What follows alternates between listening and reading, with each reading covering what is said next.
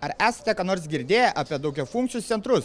Didžioji dalis įsikūrė nedideliuose, mažiau kaip 1000 gyventojų turinčiuose miesteliuose.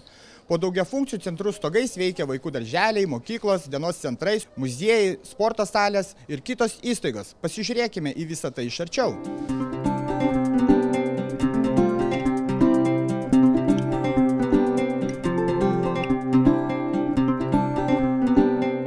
Aš čia būnu kiekvieną dieną.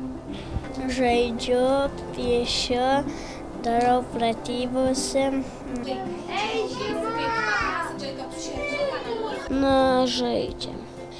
Einam į lauką, paskui einam į sporto salę. Šiandieną atnaujintose aplinkose mes turime pirmiausiai ugdymo veiklas, kadangi esame mokykla daugiafunkcis centras. Tai yra ikimokyklinis ir priešmokyklinis ugdymas, pagrindinio ugdymo programos. Veikia vaikų dienos centras, teikiama specialioji pedagoginė, psichologinė, socialinė pagalba. Atsiranda įvairi meninė, kultūrinė, klubinė veikla, veikia saviveikliniai kolektyvai, organizuojami laisvalaikio renginiai.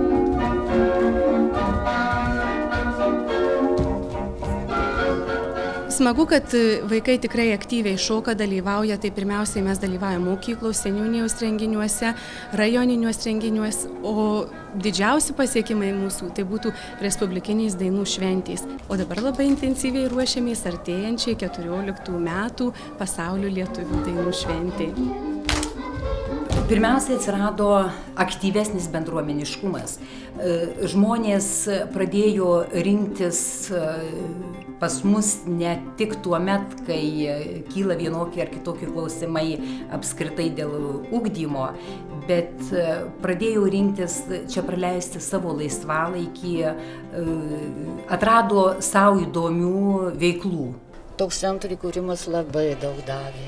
Mes gyvenam kiekvieną dieną linksmai, ateinam, šilta, smagu, visi mus maloniai priima. Čia buvę mano mokiniai sutinka, dar jie ir patys dainuoja. Mūsų tas ansamblis toksai labai, gal sakyčiau, amžiaus tarpsnių, tai yra labai didelis tarpas, nes vaikai lanko nuo 12 metų ir yra senolių, kurios dainuoja jau netgi būdamus 83 metų. Kad mes persikėlėme šiais metais į daugiafunkcinį centrą, tai mums yra labai didelis pliusas, kadangi kultūros namai, kaip ir žinot, kaip ir visi, buvo šalti, patalpos nelabai tam pritaikytos, bet mūsų dabar čia, kur mes esame daugiafunkciniam centre, mes labai džiaugiamės. Įvardinčiau, kad pačią veiklą mes kuriame kartu. Pirmasis žingsnis būna susirinkus kalbėtis, ko mums iš tikrųjų reikia, ko mes norime. Tik tai vėliau analizuojame galimybes ir pradedame veikti. Esu dailės mokytoja, taip pat vadovauju menų studijai, kurią lanko suaugę žmonės. Ir tai yra visiškai nauja mūsų daugiafunkcio centro veikla.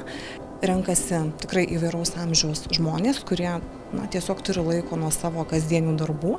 Ir iš tikrųjų mūsų pagrindinė veikla yra kūryba. Kuriam galbūt visiškai paprastus dalykus, bet taip pat norim sujungti jaunąją ir vyresnąją kartą bendram darbui, bendrom pramogom. Ir turiu pasakyti, kad pakankamai mes sėkmingai dirbam, nes kiekvieną kartą mes turim apie 20 žmonių.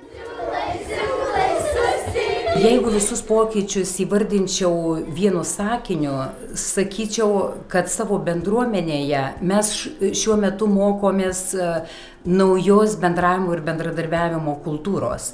Ir šiandien pas mus jau visai naują reikšmę įgauna tokios sąvokos kaip bendravimas ir savanorystė. Kas nori, tai tikrai yra veiklos pakankamai, yra užimtumas. Einu po pamokų, prisėdu, pasiruošiu pamokas, tuomet einu žaisti įvairius žaidimus.